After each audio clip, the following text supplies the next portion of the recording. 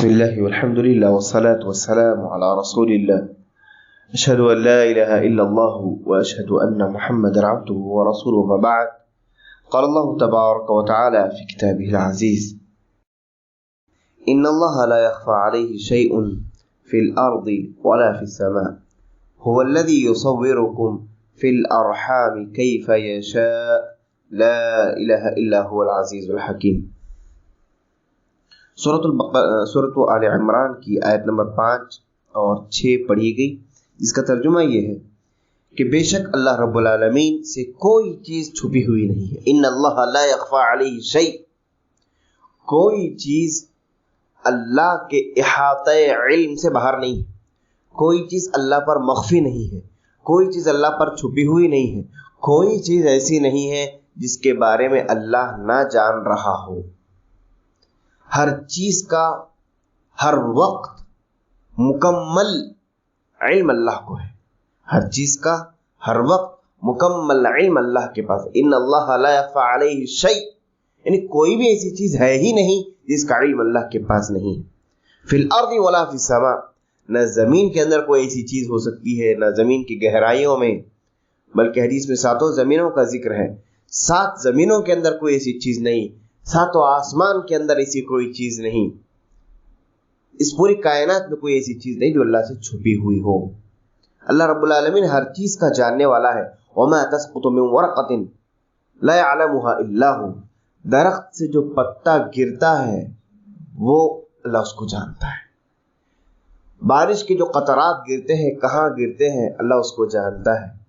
اللہ رب العالمین انسانوں کے نفس کے اندر چلنے والی باتوں کو جانتا ہے، علیم بذات الصدور ہے۔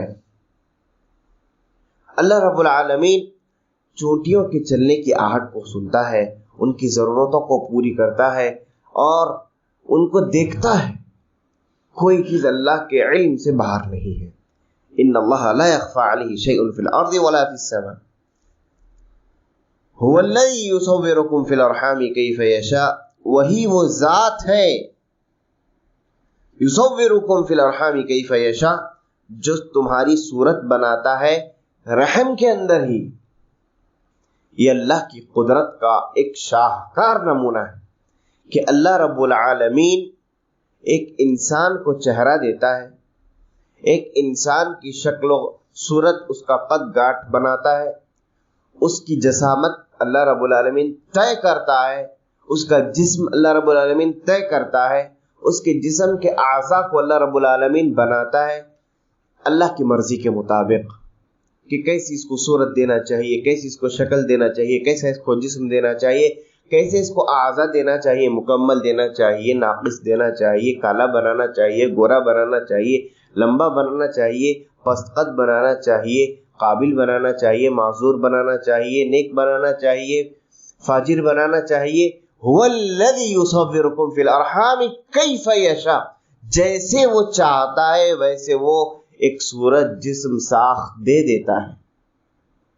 اور اس میں بڑی بات یہ ہے کہ وہ سب کیفیت، وہ سب کارنامے ماں کے رحم کے اندر ہوتا ہے، جو اندھیرے پر اندھیرا، اندھیرے پر اندھیرا، فی ظلمات ثلاث، قرآن نے کہا کہ 3 اندھیرے، اس کے اندر اللہ رب العالمین ایک انسان کی تخلیق فرماتا ہے۔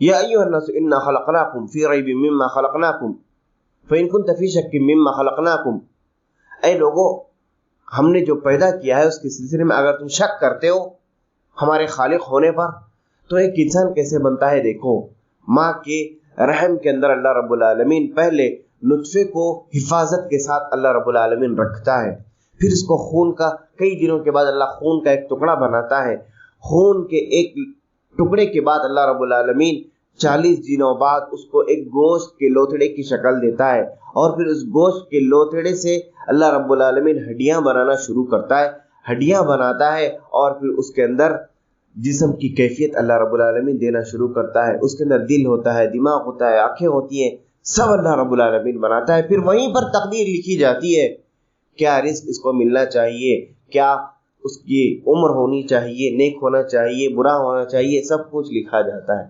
هو الذی یصورکم فی الارحام کیف یشاء، وہی وہ ذات ہے جو رحم کے اندر، رحم اس لیے کہا جاتا ہے کیونکہ وہاں پر بہت ہی نرمی برتی جاتی ہے، وہاں پر شفقت ہوتی ہے ماں کی جانب سے، ساری دنیا کی جانب سے، اس لیے اس کو رحم کہا جاتا ہے۔ فی الارحام، رحموں کے اندر اللہ رب العالمین جسے چاہتا ہے ویسی صورت بناتا ہے، اس لیے اللہ کے ناموں میں ایک نام المصور ہے، اللہ کا نام بھی ہے، یہ اللہ کی صفت ہے۔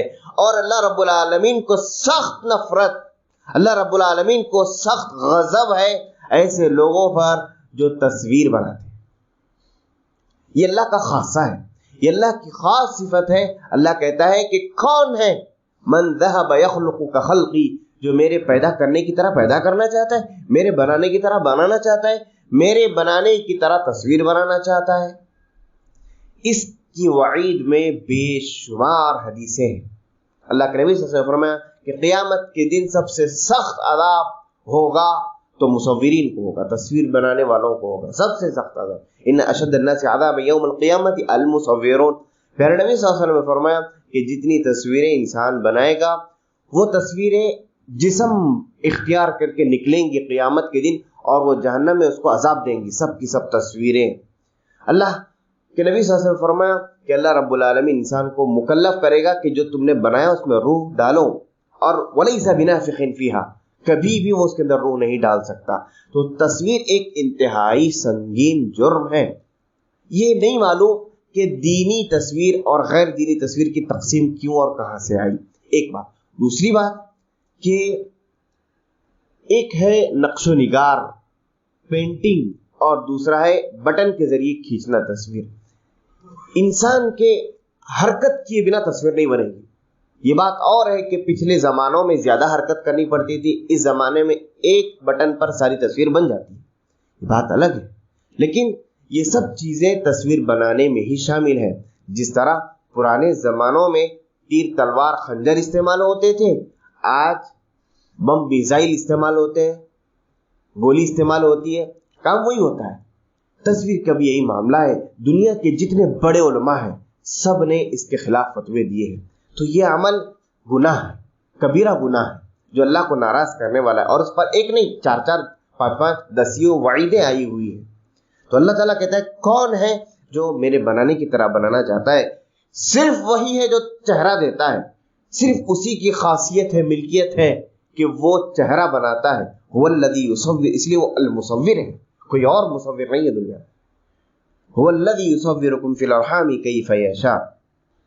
یہاں اصل میں عیسائیوں کو جھنجھوڑا جا رہا ہے، کیونکہ یہ سورت کریمہ کا غالب حصہ عیسائیوں کے بارے میں ہے، ان کی حجتوں کو کاٹنے کے سلسلے میں، اور وہ لوگ نبی صلی اللہ علیہ وسلم سے بار بار مناظرے کرتے رہے، اس دوران یہ آیتیں نازل ہوئی۔ تو اللہ رب العالمین عیسائیوں کو کہنا چاہتے ہیں کہ وہ عیسیٰ ابن مریم جن کو اللہ نے ماں کے رحم میں رکھ کر کے، تاریکیوں میں، اندھیروں میں 9 مہینے رکھ کر کے اللہ نے جن کا چہرہ بنایا، جن کو جسم ساخت دیا، وہ کیسے معبود ہو سکتے ہیں؟ وہ کیسے الہ، خدا، معبود ہو سکتے ہیں؟ وہ کیسے پرستش کے لائق ہو سکتے ہیں؟ وہ تو پیدا کیے گئے۔ اللہ رب العالمین یہاں یہ بتانا چاہتا ہے لا الہ الا ہو، نہیں اس کے سوا کوئی سچا معبود۔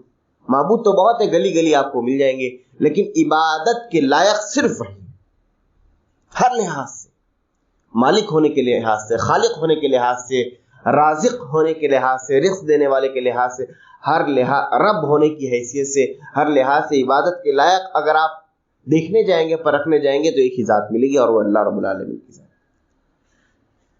اللہ العزیز، اور اللہ رب العالمین غالب ہے۔